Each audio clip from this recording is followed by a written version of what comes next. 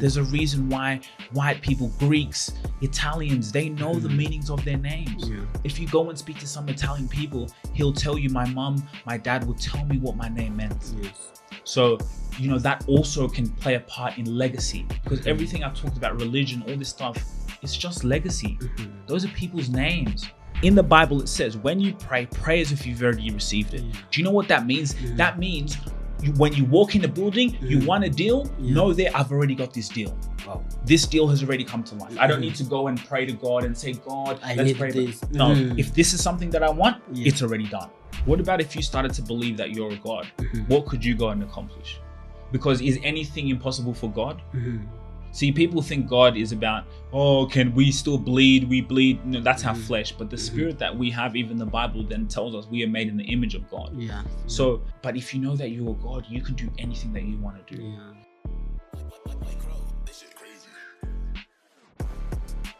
All right, ladies and gentlemen, once again, this is Mzwaki Bao TV kawaida, naitwa CPA Wandige, and of course, Sugira is back with us today. We are going to discuss a lot of things related to Islamic and of course, football kidogo.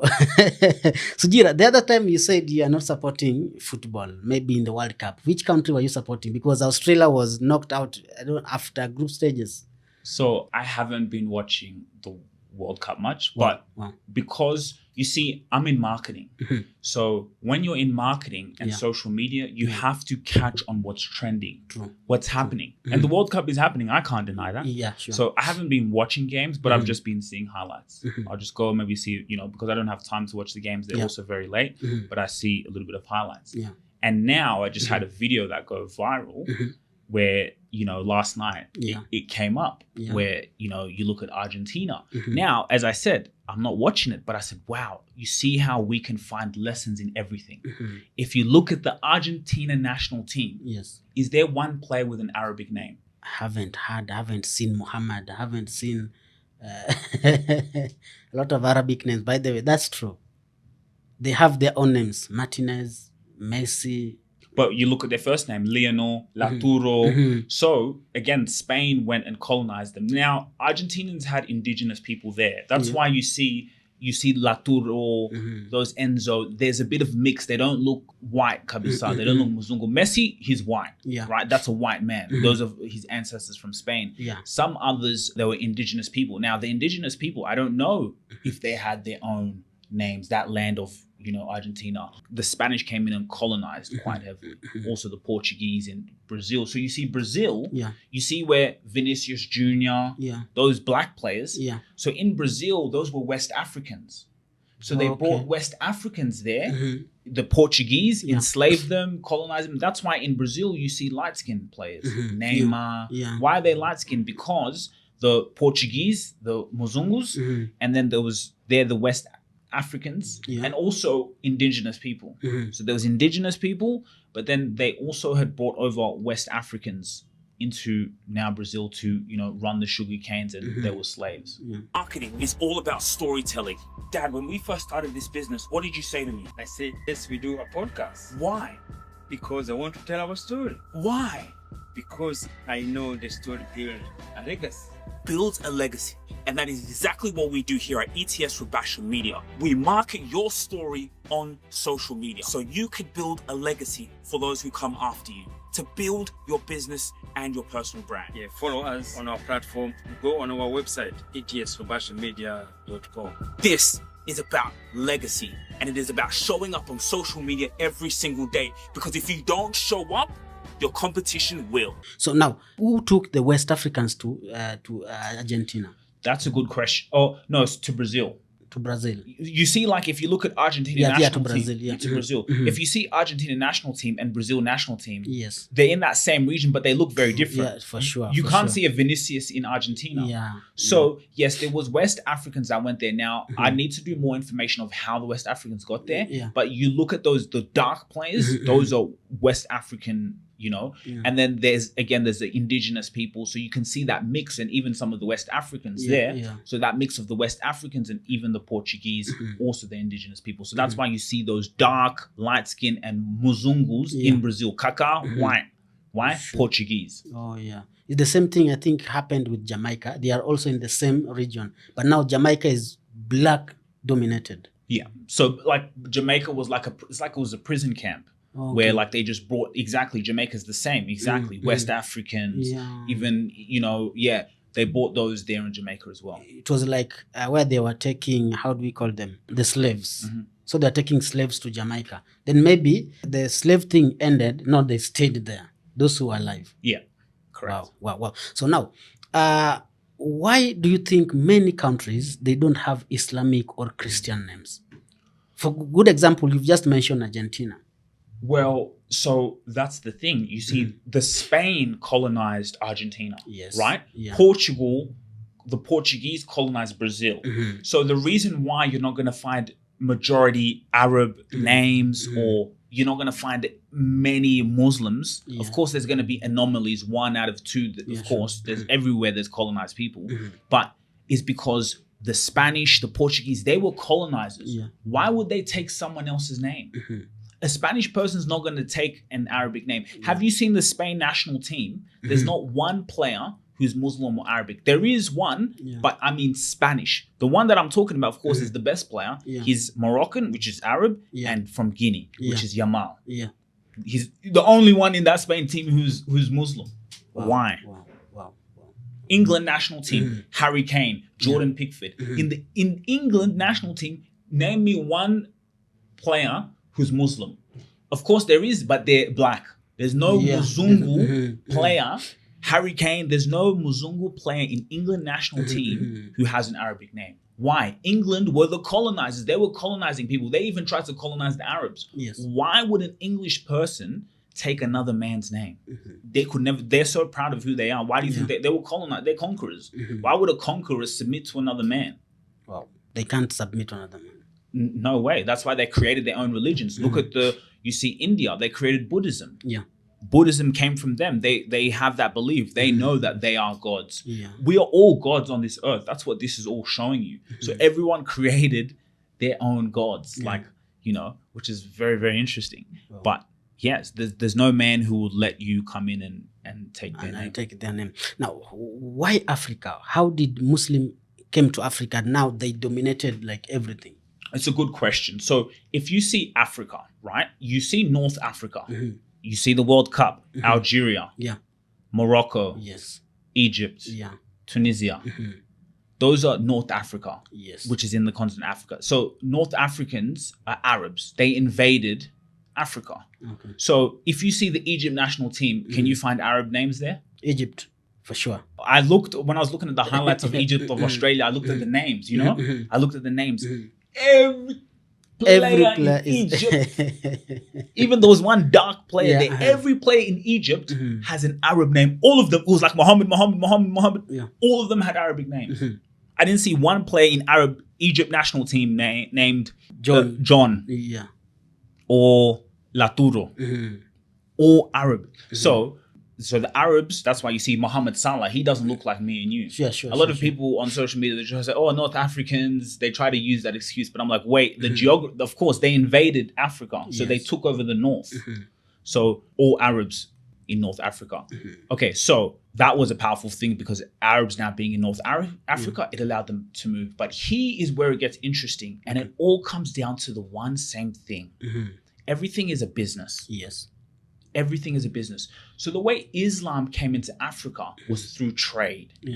So they came through trade to the West Africa, places like Mali, all those, Senegal. So they came through West Africa, even came through East Africa, through trade, through business, talking. There wasn't no colonization or slavery. No, it came through business. Now, the way they really dominated was very smart. Do you know how? So because of trade and business, they would go to the leaders, to the kings, to the people who ruled the countries. Exactly. People like Mansa Musa. They went to those people, and it's easier to do trade when you convert to Islam. So that's how, it's like being part of an organization, maybe being part of an EU, for example. You see, if we're part of this now EU, trade is easier. We can be, it was gold and all of those things. So it's interesting when you look at even the way the whites came and the Arabs came, it was still our own people who sold us, who gave us up.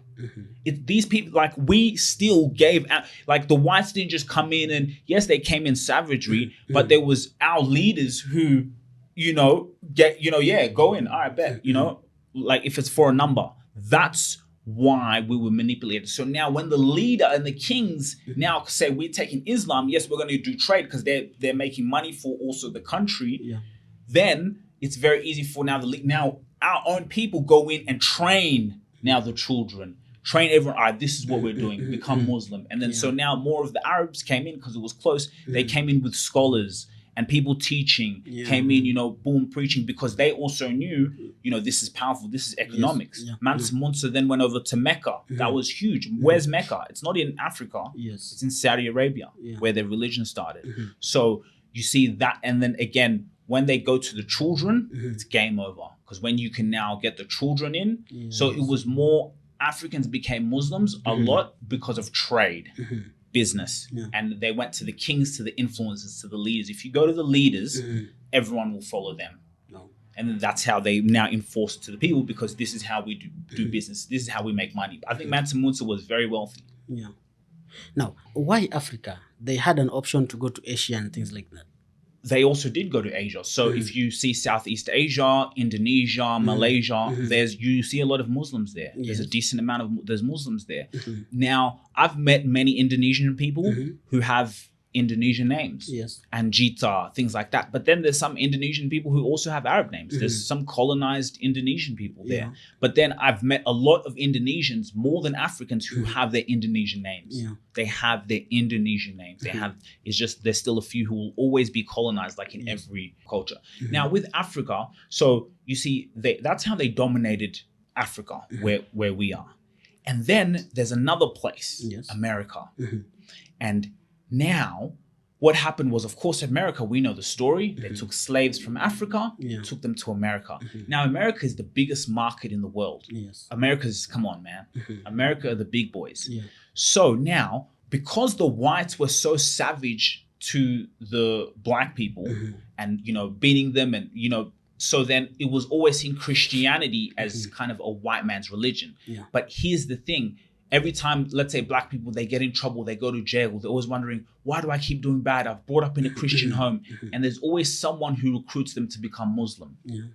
But the way they really dominated was when Muhammad Ali changed he was Cassius Clay, and he changed his name to Muhammad Ali.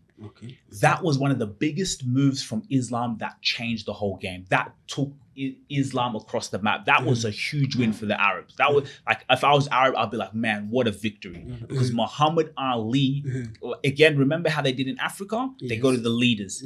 Muhammad Ali went from Cassius Clay and he said, this is my slave name. Then he said, no, call me Muhammad. But he was not thinking that that's another slave name. He's thinking that's my freedom. It's just because the whites were so savage to them and they knew the whites gave them those names. So what's the other alternative that we can find to close to God? Because we know these white guys colonized with this. And then that's when the Arabs, take Islam. So then if we can now get in. And so when they got Muhammad Ali, boom, then that influences so many generations of children. That's like if Lionel Messi right now was to become Muslim. If Lionel Messi was to become Muslim today, do you know how many people would convert? Very big influence. If millions of people. Millions? Millions of people. Will follow him for sure. Wow. You see, we get the leaders. If Cristiano Ronaldo was named Muhammad, do you know how many people would convert to Islam? If Cristiano Ronaldo became Muslim today, do you know how many people will convert to Islam? Many people, because at the moment there are a lot of people, a lot of children are called Cristiano Ronaldo. So you see how they get the leaders. That would be a huge win. The Arabs would love that. They would be praying if Messi or Ronaldo was to become a Muslim. They would love that. Why? Because we influence through the influences, through the leaders. Of course, Messi's not going to be named an Arab name because, again, they're the Spanish. A Spanish person will never take an Arab name. Cristiano Ronaldo could never be named an Arabic name because the Portuguese were colonizers. They colonized Brazil. They would never submit to another man's name. That is just ludicrous. there's no man who will submit to another man's name, especially the conquerors. It's conquerors, it's countries. So it all comes back to economics. So when they got Muhammad Ali from one slave name to another slave name, that influenced Islam and took it to a whole nother level. And that's what we want. If we can get more people to convert, if we can have masses to convert, do you know how much money that brings us? How much? So do you know Mecca generates, you know Mecca? Yeah. It generates $12 to $20 billion a year through religious tourism. Wow. And that's going to keep increasing. If Messi or Ronaldo was to become Muslim and be going to Mecca, that 12 to 20 billion could go to 40 to 100 to 200 billion dollars a year. Like that. So the more people we can get, then of course, you know, and then they're speaking now our language. We have more people on our side because it's a war. It's all conquerors. Wow, wow. So now, when they came to Africa, you said they are using the leaders. A good example, when now they have Messi or Ronaldo right now, definitely a lot of people are going to follow their leader. Now, there are some countries where leaders refused. No, we can't buy this. But some, you know, we can give you a section of people, or you are free but not to convert people. Now, in those nations where leaders refused, how are they being treated by Muslims from Mecca? Well, like, I'm not sure about that, but what I see is still happening today. What do I mean by that? Right now, it's the same way. Even if you look at Arab countries, you look at what happened UAE and Sudan. It's so easy for UAE to come to Sudanese and say, hey, we want those resources, but your government is not giving them to us at the price that we want it, or however. Rebels, where do rebels come from? Fund the rebels, go, you're the same religion as us, you're Muslim, go in and kill your people, go kill the Christian, you know, go show them a lesson. We need, and then that's how there's now your own people in their own country fighting and killing against each other. So I don't know what would have happened to the leaders, but I just don't know. We must have just been very weak because if you look at India, India was also colonized by the British. Yes. But Indians have Indian names. True. India was colonized also. China was also colonized. As I said, these guys were conquerors. Hong Kong, look at Hong Kong. You'll see some Asian people, Chinese, who have British names still till today. You'll still see some Chinese people, some people from Hong Kong, especially I think Hong Kong, maybe even Singapore. People named Roy, people named John. Like people were colonized. Either you were a colonizer or you were getting colonized. So but you see China still have Chinese names. Majority Chinese have Chinese names. You know, I've been helping people, and if anyone is interested, the link in the description, I've been helping just for some part-time cash. You could do this from anywhere in the world, teaching English to Japanese people. So I'd even taught my cousin, he's 20 years old, and I said, hey, you want a small part-time job? They pay in US dollars. Anyone can do it. Kenya, America, you know. You get $4 per 25-minute session, $9 if they book you. So you're talking to Japanese people. So I started doing it. Just say, I need to make some extra money. They pay in US dollars. I'm here in Kenya. You know, even if it's a little extra, $15 a day, hey, I'll take that. So anyway, I talk to Japanese people, you know, and I'm teaching them English. Every Japanese person I speak to, Hiroki, they all Tashiya. Japanese people, they all have Japanese names. You will not find one Japanese person with name Muhammad. Japanese people have Japanese names because they were also conquerors. Japan was very strong. Japanese names. And I asked every time I speak to someone, I teach them English, what does your name mean? Oh, my name means happy. My name is, they all know the meanings. Some don't, but majority, they tell me their name. And now I know Japanese names, they're split in two. It's like some, you know, Thai, like in one word or in one name, there's like a different meanings. There's two different words in the name. Very interesting. So this conversation has just intrigued me. Everywhere I go, I talk to people. What if they came without an idea, without business mind, like they just came the same way Christianity was introduced to Africa? They just came with the word. Well, like Christianity came through, well, and a lot of people say, oh, Christianity was already in Africa. Everyone always says that Christianity was already in Africa. So then why is there no Vatican? Like you see Catholics, for example, they created you know, the Europeans, Vatican, you see is in where it's in Rome. It's not in Ethiopia. True. Okay, Christianity. Oh, Christianity was really in Africa. So why are we the slaves then? Why are we the poorest? Why do I always see the white man's, when you grow up, even in Ethiopia, in Kenya, every time I see a picture of Jesus, it's a white man. If it was in Ethiopia and it started, why wouldn't we have all images of Jesus being a black man? Because it started in our thing. So that's all cap. But the whites were just very powerful. They know how to market, you know. Anyway, so again, some of our leaders sold. They say, yeah, okay, you can slave them, you know. And then they went in and just now came in with like, all right, boom, some of you are coming to America because of business. Yeah. So when we're slaving you, we're going to teach them the Bible. And because they saw that our people are very spiritual, that's why you see here, you know, our people are very spiritual. We're very spiritual people naturally. So, and we had our own indigenous beliefs before the Arabs came and before the white man came. Before the Arabs came to do trade and before the white man came, we had our own indigenous beliefs. True. And even there's a topic, I was speaking to another African lady, Kikuyu. She was telling me there's a Kikuyu story of Adam and Eve. Okay. Do you know it?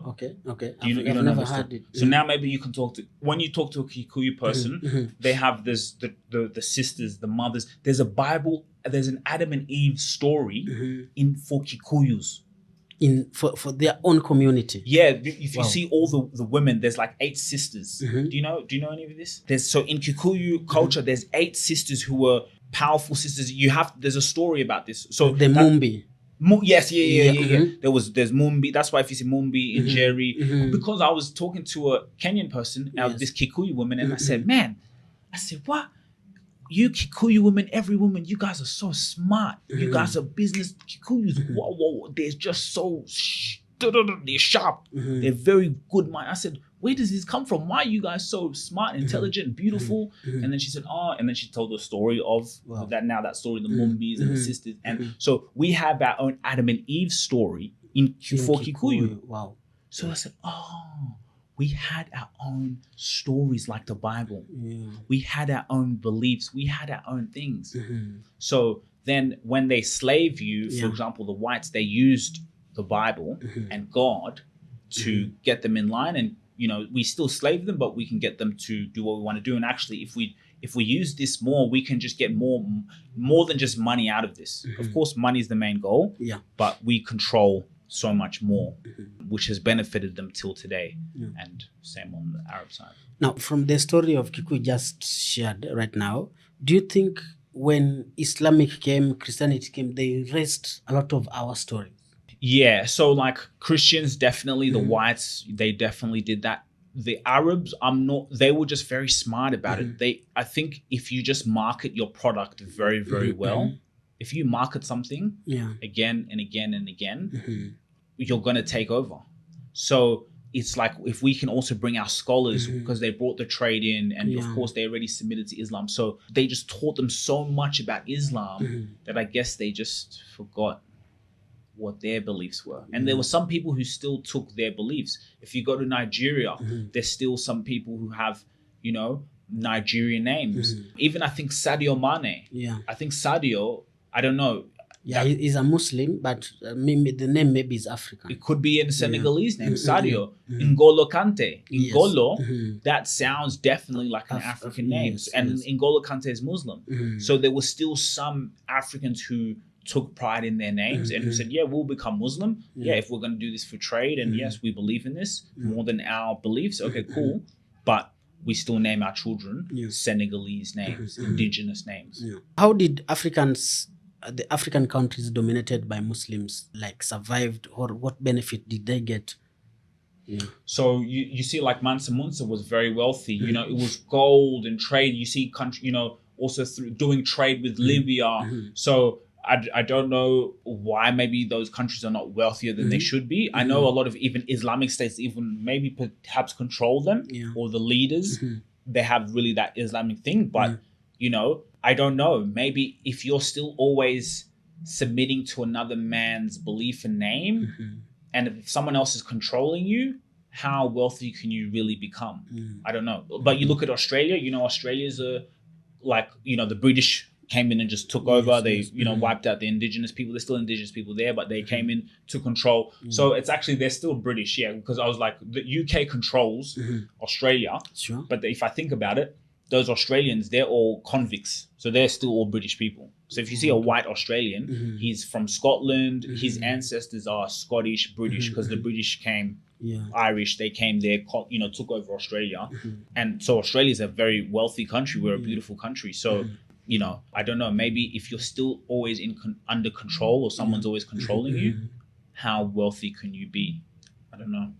Oh. So up to this point, the British are still trying to control the countries they colonized. I don't know if they're still trying. I just think they're so powerful that, yes, they respect them. I would say they are still trying because even for them, even though what they've done has been so generational and so smart that we would kill our own, like someone could harm me or kill me because of this for them. So like they, have set themselves up in a really good way. The British and the Arabs, as I said, a Muslim person, an Arab person, an African person who's Muslim would kill his own brother who's maybe a Christian or who goes against his beliefs for someone else. Yes. But for them, they're at an advantage. So what do I mean? Like you see Rwanda, you know Rwanda? Yes. That was a French colony. True. So with Rwanda, they were a French colony. My dad grew up speaking French. Wow. When he'd watch football, do you know which league they'd watch? Yeah, but French league, Ligue 1. Yes. They would watch the French league. Italian was also big but yes, why? They would watch French because French colony. Yes. If you see more today, the British have now dominated. So you see, I was like, wow, that's so interesting how you still always got to be fighting. You still always got to be fighting. The French, were dominating Rwanda for a while, and then the British are good. British, man, they're very good. They, they use people in there, like in the land. My dad talks about this, but yeah, the British are really good. So the British have come in and, pushed France out. If you see now, the language there from Rwanda after our Kinyarwanda is English. When I was there in 2018, I was playing for my national team. The other language is English, not French. French was pushed out. You see French, but French has other in Ivory Coast and So yes, they're always still fighting till today. They're always still fighting. And so that's why if you see in Africa with Christianity, we are more fanatics than them. Okay. Mzungus are not much fanatic, even though they're the ones who are the conquerors. We're more fanatics because if we can teach them this so much and always make them think that someone's coming to save them, we'll always be in control. If you look in African countries, Kenya, everywhere else, we didn't come up with our own vaccine. Do you remember during COVID? Yes. Did we come up with a vaccine? No, we've never come with any vaccine. We had to go and ask. We have to go and ask them. Why couldn't we make our own vaccine? And it's an advantage if we have to keep coming and asking.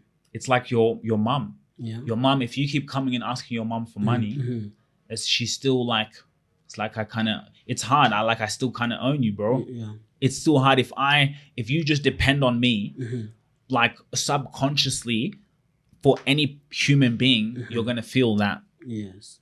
Like, I own you. For sure. But now, what's blocking us from, inventing a lot of things? Yet I heard someone was saying, even the medicine Europeans are making, they are taking herbs from Africa. So they are going to manufacture it there. What's preventing us from, even manufacturing even Panadol from Africa? No, it's identity. It's identity because if we have to keep going to someone else, it makes them more powerful. Yeah. Right? So again, through our leaders, our ancestors who sold us, now we're left in this position. Yes. So I believe that way we can get to that is by knowing who we are, not understanding that no one's coming to save us. Yes. Knowing who you are, where you come from, your lineage, and, knowing that we are all gods. Because if I know you're a god and I'm a god, why would I want to hurt you? Because you're a god like me. Now, there's always going to be violence. There's always going to be, that's life, right? White person kills a white person as well. Happens in Australia, happens everywhere. People, we all, whatever it is, we all have, that's always going to happen.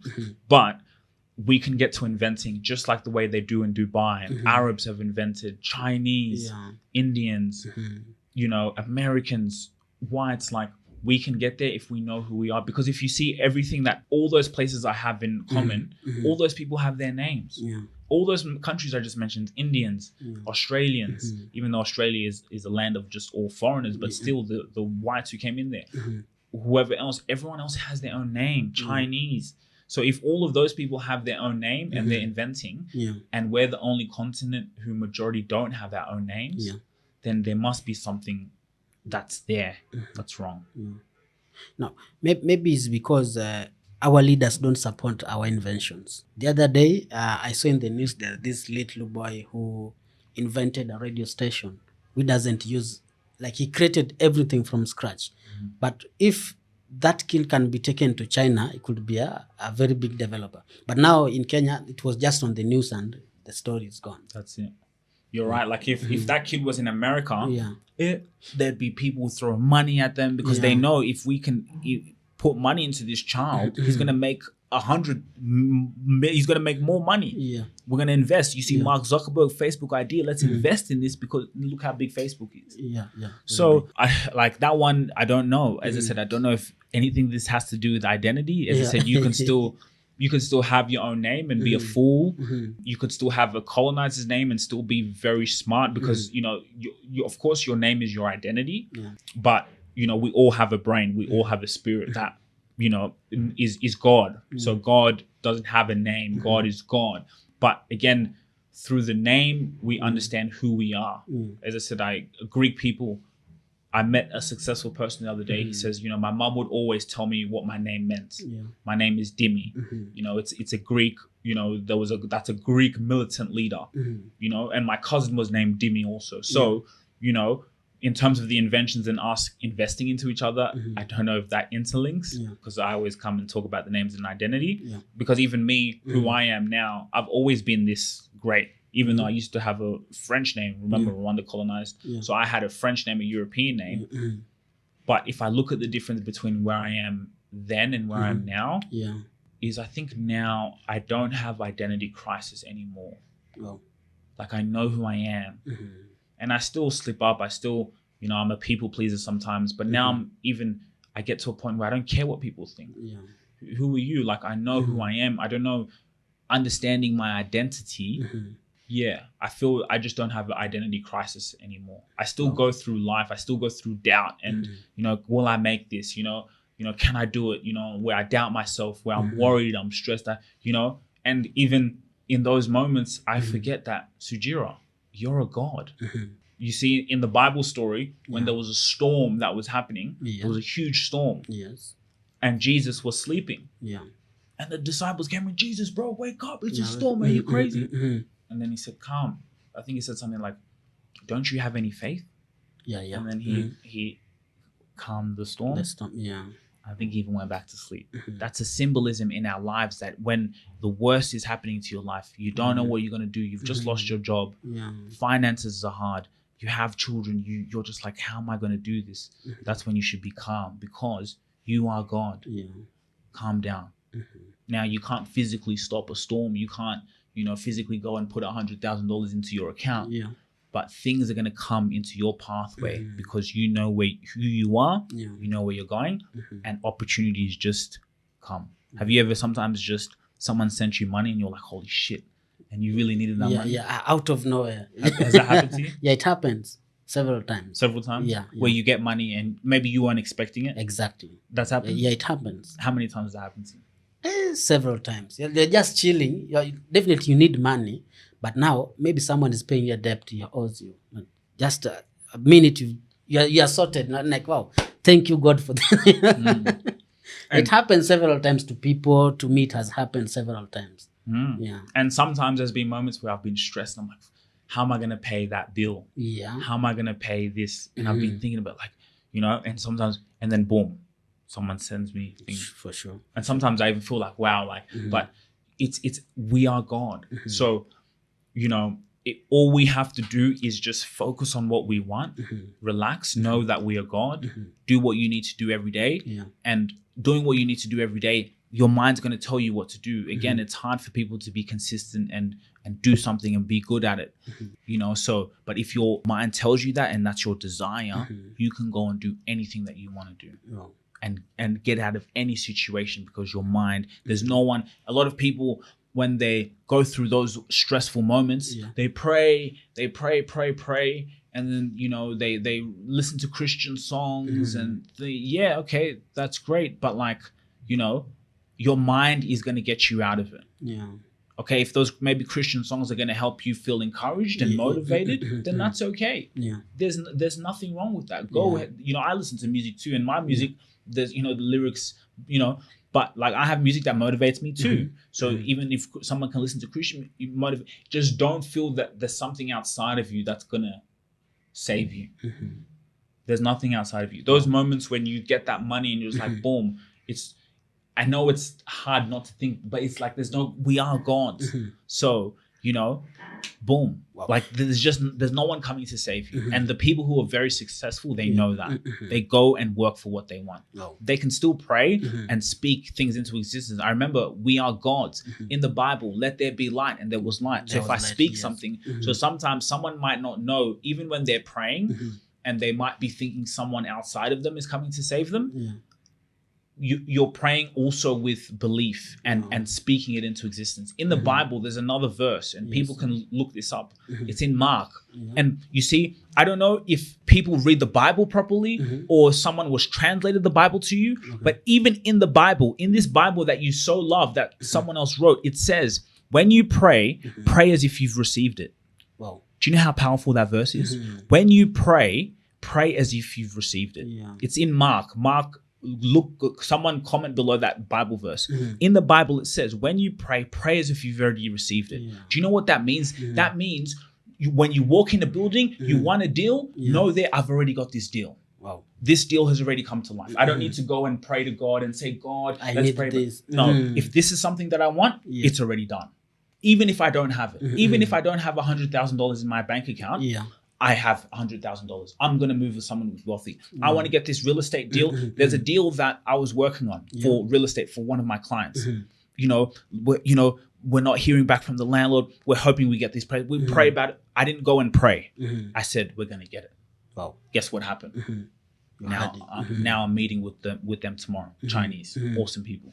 Because I said, I'm going to get it. In the Bible, it tells you that. Pray as if you've already received it. Don't go beg and no. It's already taken care of. And even me, I still forget that sometimes, because I still worry, oh my goodness, how am I going to pay for this? Shit, I got to pay my team. I got to pay my staff. I'm worried. I still worry. But now when I remind myself, it's already done. Wow. Now, you mentioned something earlier, which I think many youths might be interested. You mentioned you are teaching Japanese. You mentioned Japanese, you are teaching them English. How can they go about it? Anyone can do it. Anyone, you could even do it if you wanted to. I'll give you the link. Yeah, so you just go through it. I've been actually helping. So my cousin got it. He's 20 years old. He says, Sugira, you changed my life, bro. Like, this money that I can earn living here at home, like in US dollars, you get paid on the 25th of the 10th. So basically it's an online tutor program. You got to now pass a few tests. There's a speaking test. As I said, we're there with my cousin. There's a speaking test, and then there's a grammar test, very easy. And then there's a demo test, which is like, it was maybe a little bit easy for me, but because now you speak to them, like one of the tutors, and they pretend to be a student, and you got to now it's only like it's a script. They give you everything. It's a learning kit. There's material. You just learn it, and then once you pass, then it's like Uber. So what I do, for example, I finish my job. I work my job in Australia 5 a.m. till 1 p.m. I finish that, take a break. And then from 2 p.m., 2:30, that's when now it's peak hours in Japan. It's 8 p.m. around that time. So 8, 9 p.m. is where they're coming and learning English. So someone sees your profile. So part of getting the job, you create a profile, you sign a contract. You create a profile, you make a video, say why they should choose you. So say, hey, I'm going to be your teacher, So they see the video, they see where you're from, and then they go into your lesson. You go in and you give someone a great lesson. Some lessons, and this is why you see football, as much as even though I'd stop watching it, because I know so much, there's some people, like I had a Portuguese person who come on and we just talked about football, but he's practicing his English. So we just talked about football. You know, I But find he's practicing his English to see if you can understand him. yeah, he's at a very good level. There's some people there, they come for work. So I meet a lot of business people. They're from Japan, they're business people, and they just want English because of work. Even a mother, I spoke to a child, and he's 6 years old learning English. So we're talking about football because that's what and then if there's any wrong words or he's any bad grammar, I'll correct them. And I'll say, hey, when you're talking, you could have said this. So I talk to people, I say, I have a podcast. So yes, any Kenyans can do it. Now, it's a bit easier, I will say, to get the job for native speakers, meaning if you live in Australia, US, South Africa, because their accent, there's something about the South African accent that foreign people love also, and their English is quite good. So South Africans also, it's more of a, they're more, not favored, but they get paid a little bit more. Okay. Because Japanese people, they want to also speak to native speakers. Okay. All right. They want to speak to native speakers. But there's people from Philippines, those Eastern European countries. So that's why I said, wow, I said so many young Kenyan people, even older Kenyan people can do this. We need to bring this economy. You see how Philippines, so with Kenyans, you just got to be very good. Once you're good, then, you know, I'm even waiting for some results for some Kenyan people. Like I got my fiance's brother. I told them, hey, come and do this. Come, you know. So they boom. We're waiting the results. I helped him go through the training. We'll see what happens. I'll give him a call. You know, so Kenyans can do it. And you see what's cool about it is Japanese people. They're traveling to. What happens is, let's say they're going to Kenya.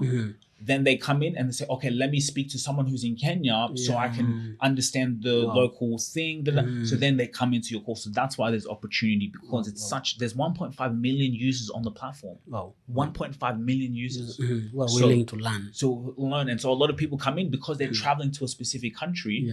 They want to, you know, maybe go and speak to that person. Like someone's traveling to Australia. I've had people come into my class because they're traveling to Australia. So that's where I see the opportunity for Kenyans. And as I said, you're young Kenyan, US dollars, you can earn 200 to 400 to 500, 600 US dollars on things. So it's also dependent if you're good once you become a tutor and people come into your class. But it requires patience. That's another thing I learned. Wow. Thank you so much. I think we'll get the link from him. And tutashare link na nyinyi hapa, at least vijana wapate kazi. And now more than ever, they get kazi. Yes, our young people now no more relying. We can go. This is how we build our economy. For sure. Imagine this is something though, and not many Africans are doing. Those Philippines, you see Philippines, all those countries. So we can do that. So many young kids come. All you need is a laptop. Good Wi-Fi and headphones. You can't pass. So even if you don't have a laptop with headphones, don't even, maybe come back later because you need laptop, headphones. Even me, I went into an interview, I didn't have my headphones. They kicked me. I said, come back tomorrow and get headphones. So you need laptop, headphones, good Wi-Fi. But you can now earn money at home. You don't need those. In Kenya, it's so hard for young people to earn money, man. Those jobs, it's hard. You know, they're always looking for big qualifications. It's not like Australia. You know, a lot of this job, if I give to Australians, it's hard for them to do because the pay might not be that good for them. But for us, like me, I can earn that money, $4 US. What? That's money I wouldn't earn in that hour. In that 25 minutes. You're getting me, you pay me $4 US to speak. And 25 minutes. For 25 minutes. That's a lot of money. And I'm already doing my things. I'm editing. I told my cousin, I said, bro, you could be playing, he plays Fortnite anyway. So play your Fortnite and then just have your computer be online. And then of course you just got to be professional. As soon as someone comes into your class, you got to be professional, ready, pause that shit and come into the class. But he's already going to be doing it. Go online because you know, it takes time. Sometimes you might not get booked straight away. You might have to, it's like Uber. Where there's Uber drivers. When you start Uber, you're not going to just you have to wait until someone orders a ride. Same thing. He could be playing Fortnite, doing something, then boom, get a call. All right, you know, hey, and get paid for it. You're gonna do that anyway, so might as well get paid. So us guys, we can, let's do it. Get that money. Yeah. So guys, if you've watched up to this point, of course you have a job opportunity waiting for you to grab. Okay. So we'll put a link on the description so you can try your luck and you see if you can go and get the job. Now, to everyone who is watching today, what can you tell them, bro? Man, I talked a lot about that, and I touched a lot on that spirituality that. Maybe start to think that you're a god. Oh, yeah. What about if you started to believe that you're a God? What could you go and accomplish? Because is anything impossible for God? See, people think God is about, oh, can we still bleed? We bleed. No, that's our flesh. But the spirit that we have, even the Bible then tells us we are made in the image of God. Yeah. So if you believe that you're a God and you don't have to have fear of someone on the outside of doing bad things, or even sometimes in the bad things that we do, we enjoy. Yeah. So, but if you know that you're a God, you can do anything that you want to do. Yeah. And also when you know that you're a God, and then also you know about who you are, you know about the stories of those Mumbis and the tribes that you're from, and what these women did and how they built empires, and how, you know, our grandfathers who had these names and had these meanings, they did this and this. There's a reason why white people, Greeks, Italians, they know the meanings of their names. If you go and speak to some Italian people, he'll tell you, my dad would tell me what my name meant. Yes. So, you know, that also can play a part in legacy, because everything I talked about, religion, all this stuff, it's just legacy. Those are people's names. Those people, Lionel Messi, that's someone else's name, someone's grandfather, ancestor who, you know, that was given to someone, right? It's legacy. I saw in New York, Thierry Henry, who has a French name, you know, he's got a street in New York named after him. Oh yeah, for sure. You know, I just saw it.